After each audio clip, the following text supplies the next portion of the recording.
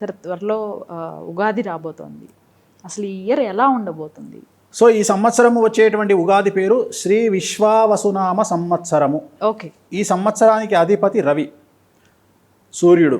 So సూర్యుడు command చేసేది దేన్ని అంటే ప్రకృతిని కమాండ్ చేస్తాడు, ఎండలను కమాండ్ చేస్తాడు, నీటిని కమాండ్ చేస్తాడు, హార్ట్ని కమాండ్ చేస్తాడు, బొక్కలను కమాండ్ చేస్తాడు, చర్మాన్ని కమాండ్ చేస్తాడు, కళ్ళను కమాండ్ చేస్తాడు, లివర్ను కమాండ్ చేస్తాడు. అన్నిటికంటే ముఖ్యం పేరు ప్రఖ్యాతులను కమాండ్ చేస్తాడు రవి. సో ఈ సంవత్సరం రవి అధిపతి కాబట్టి ఏం జరగబోతా ఉంది ప్రకృతి పరంగా అంటే అన్నిటికంటే ముఖ్యము ప్రకృతి వైపరీత్యాలు ఈ సంవత్సరం చాలా ఎక్కువగా ఉంటాయి. మరీ ముఖ్యంగా అగ్ని ప్రమాదాలు ఎక్కువగా ఉంటాయి. తర్వాత విమాన ప్రమాదాలు, రైలు ప్రమాదాలు ఈ సంవత్సరం చాలా ఎక్కువగా ఉంటాయి.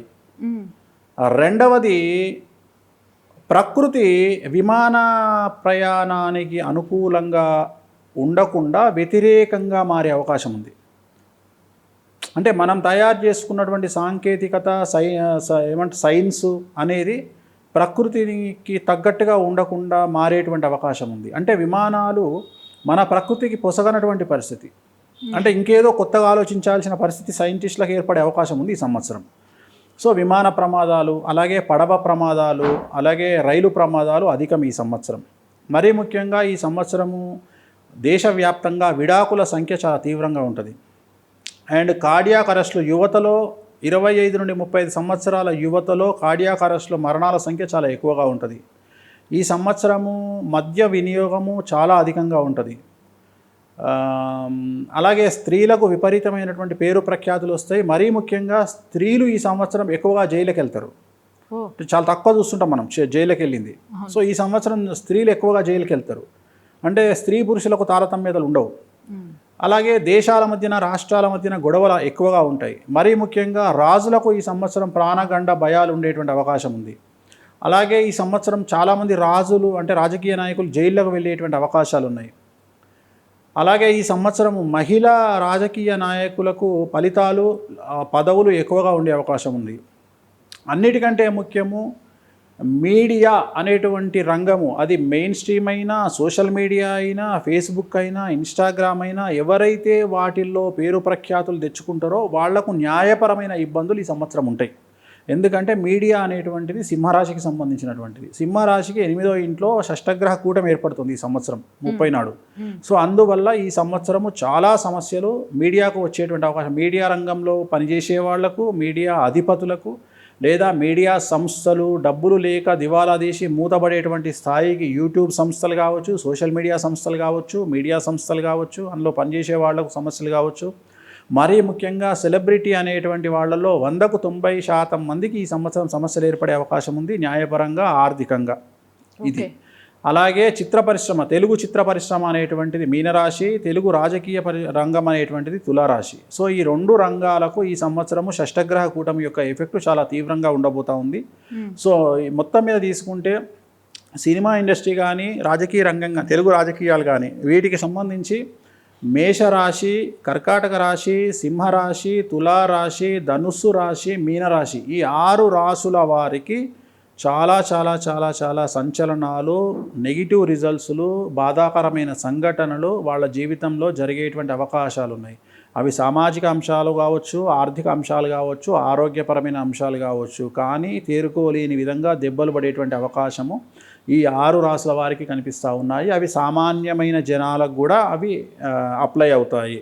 మేషరాశి, కర్కాటక రాశి, అలాగే సింహరాశి, తులారాశి, ధనుస్సు రాశి, మీనరాశి, ఈ రాశి వాళ్ళు అందరూ జాగ్రత్తగా ఉండాలి. ఈ సంవత్సరము వాళ్ళ జీవితాల్లో పెను సంచలనాలు జరిగేటువంటి అవకాశం ఉంది. ముప్పు ఏ విధంగా వస్తుంది, ఏ రూపంలో వస్తుంది అని మనం అంచనా వేయలేం. సో ఇది ఓవరాల్ ఈ సంవత్సరం యొక్క ఫలితాలు. ఓకే.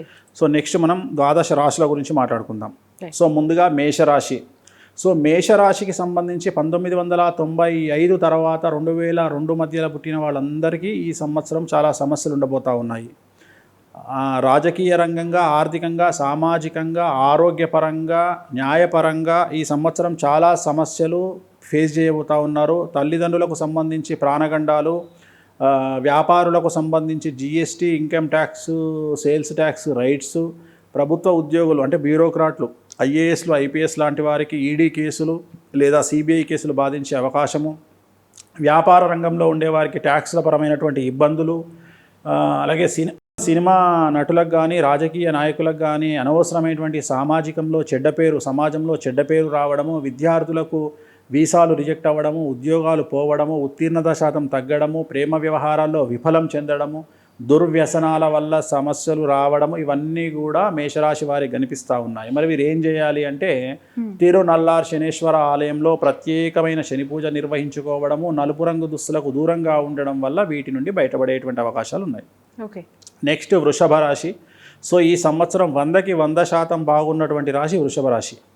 సో పూర్తిగా అనుకూలంగా ఉంది. శని, రాహు, కేతువు, గురువు, కుజుడు, రవి అందరూ కూడా అనుకూలంగా ఉన్నారు. సో కాబట్టి వీళ్ళకు పట్టిందల్లా బంగారంగా ఉంటుంది. అవివాహితులకు వివాహ యోగ సూచనలు, సంతానం లేని వారికి సంతానము, ఉద్యోగం లేని వారికి ఉద్యోగము, ఇల్లు లేని వారికి ఇల్లు.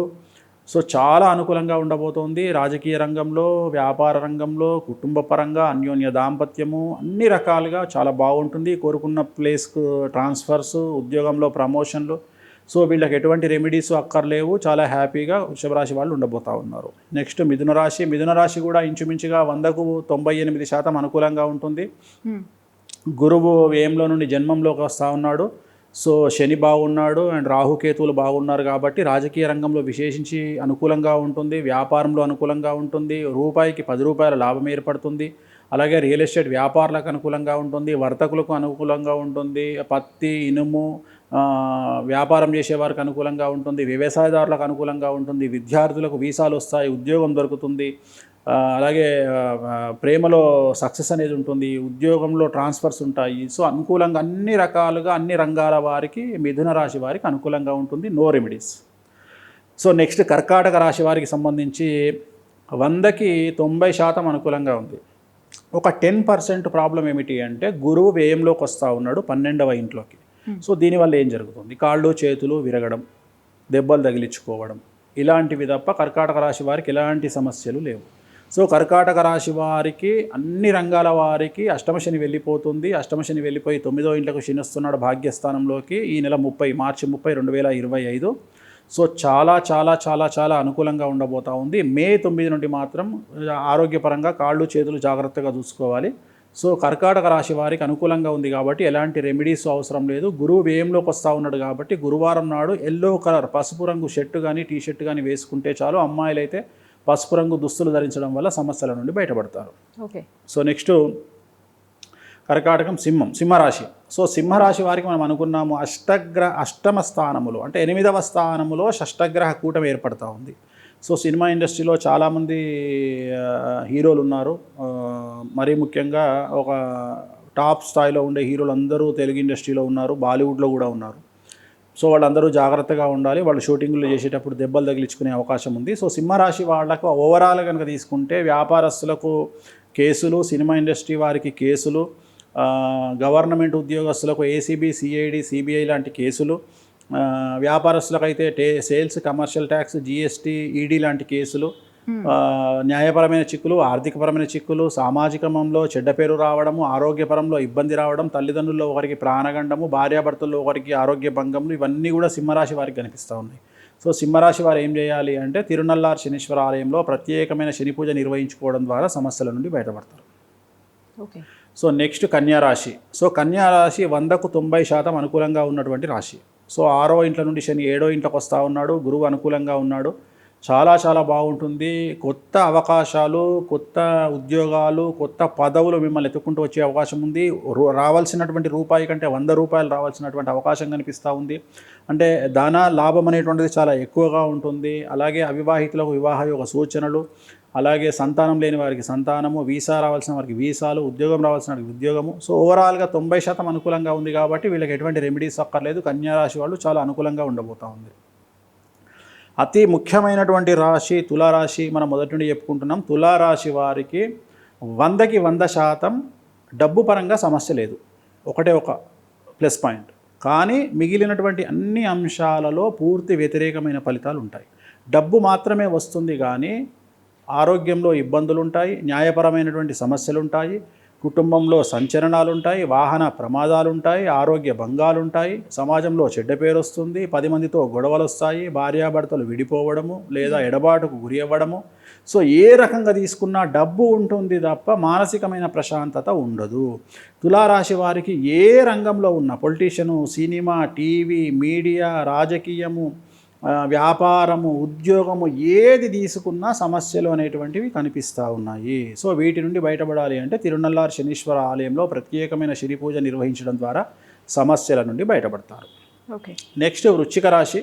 సో వృశ్చిక రాశి వారికి అర్ధాష్టమ శని వెళ్ళిపోతూ ఉంది. అర్ధాష్టమ శని వెళ్ళిపోతుంది కాబట్టి వీళ్లకు గత 2.5 సంవత్సరాల నుండి ఉన్నటువంటి సమస్యలన్నీ తొలగిపోయే అవకాశాలు కనిపిస్తూ ఉన్నాయి.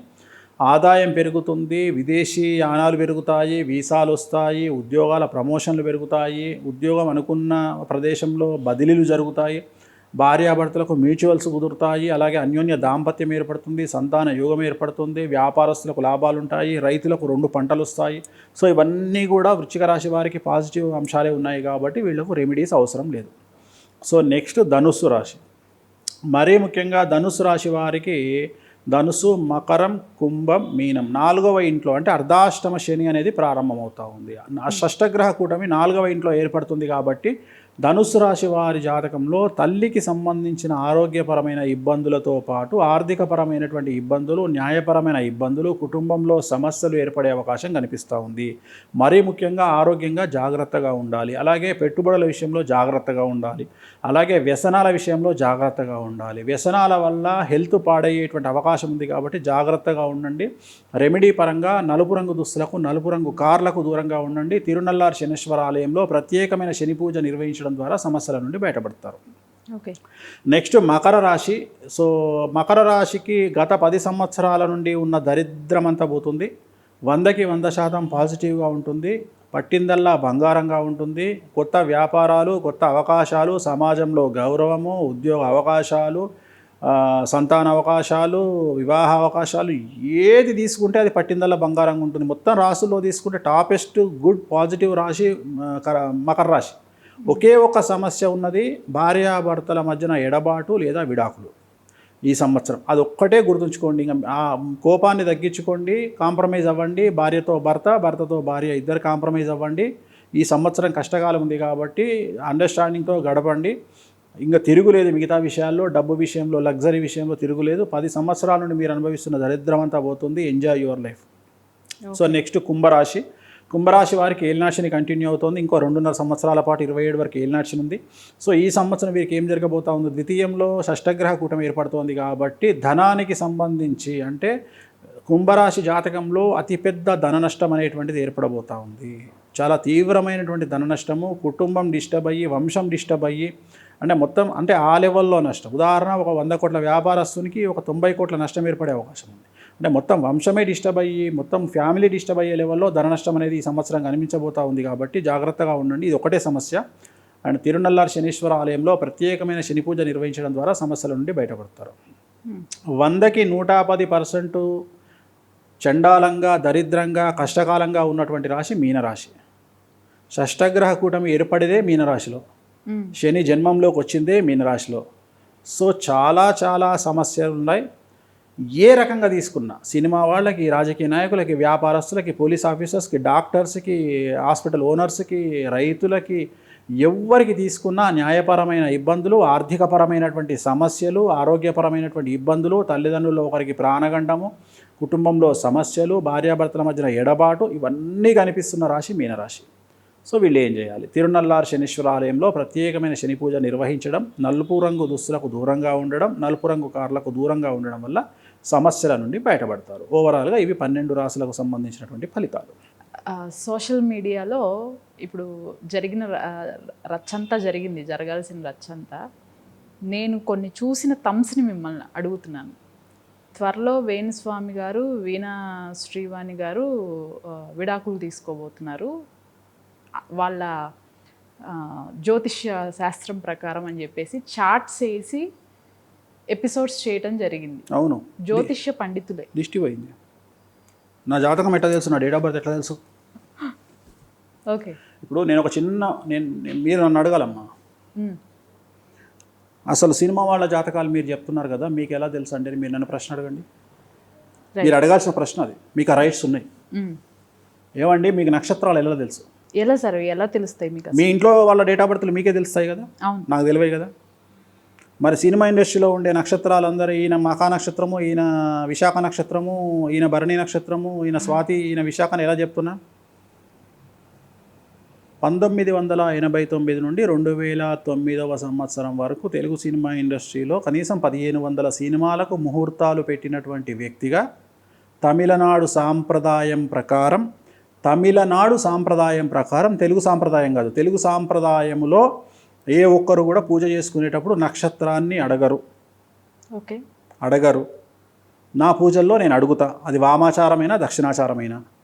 సో మనం గుళ్ళోకి వెళ్ళినప్పుడు లేదా సినిమా ముహూర్తం చెప్పినప్పుడు ఆ వచ్చినటువంటి హీరోను ఏమడుగుతామంటే, అయ్యా మీ నక్షత్రం ఏమిటి అని అడుగుతాం. సో ఆ నక్షత్రం అడిగే అర్హత ఎవరికి ఉంటుంది? ఆ పూజ చేయించేటువంటి పంతులు గారికి ఉంటుంది. అలా నేను 1500 సినిమాలకు పూజ చేయించినప్పుడు నాకు ఆ నక్షత్రం ఏంటో తెలుసు. అలా అందరి హీరోల నక్షత్రాలు, అందరి హీరోయిన్ల నక్షత్రాలు నాకు తెలుసు. సో నక్షత్రాలను బేస్ చేసుకొని జాతకాలు చెప్పినటువంటి రైట్స్ నాకు ఉంటాయి. అలాగే నన్ను సంప్రదించినటువంటి హీరోలు, హీరోయిన్లు, రాజకీయ నాయకుల ద్వారా వాళ్ళ డేట్ ఆఫ్ బర్త్లు అనేటువంటివి తెలుస్తాయి. కొంతమందికి సంబంధించిన కాంట్రవర్షియల్ నక్షత్రాలు కూడా నాకు తెలుసు. ఉదాహరణ, సోషల్ మీడియాలో లేదా గూగుల్లో, వికీపీడియాలో ఉన్నటువంటి డేట్ ఆఫ్ బర్త్లు ఇంచుమించుగా 50% తప్పు ఉంటాయి హీరోయిన్లకి. అలాగే కనీసం ఒక 30% హీరోలే తప్పు ఉంటాయి, హీరోలై. ఓకే. సో అయినా సరే సరి అయినటువంటి డేట్ ఆఫ్ బర్త్లు నాకు ఒక్కడికే తెలుసు. ఉదాహరణ, ఒక తెలుగు సూపర్ స్టార్ జాతకము, ఆయన నక్షత్రం ఒకటి, ఆయన పుట్టినటువంటి డేట్ ఒకటి, ఆయన సెలబ్రేట్ చేసుకునే డేట్ ఒకటి.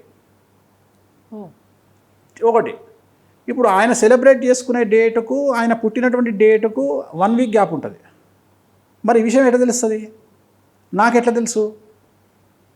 అట్లనే నా డేట్ ఆఫ్ బర్త్లో కూడా కాంట్రవర్సీస్ ఉన్నాయి. అంటే నేను పుట్టినటువంటి డేట్ ఒకటి, నేను సెలబ్రేట్ చేసుకునే డేట్ ఒకటి. అలాగే నా వైఫ్ పుట్టినటువంటి డేట్ ఒకటి, నా వైఫ్ సెలబ్రేట్ చేసుకునే డేట్ ఒకటి. ఎందుకు సార్, ఎందుకు ఇలా? అంటే ఒరిజినల్ చాలామంది అంటారు కదా, నా సర్టిఫికేట్ డేట్ ఒకటి, అదొకటి. ఇప్పుడు నాది కూడా సర్టిఫికేట్ డేట్ ఒకటి. ఓకే. నేను పుట్టినటువంటి డేట్ ఒకటి, మా నాన్నగారు పంచాంగం నా జాతకాన్ని రాసింది ఒకటి. సో అందుకని నా జాతకం తెలిసే అవకాశం 100% ఎవరికి లేదు.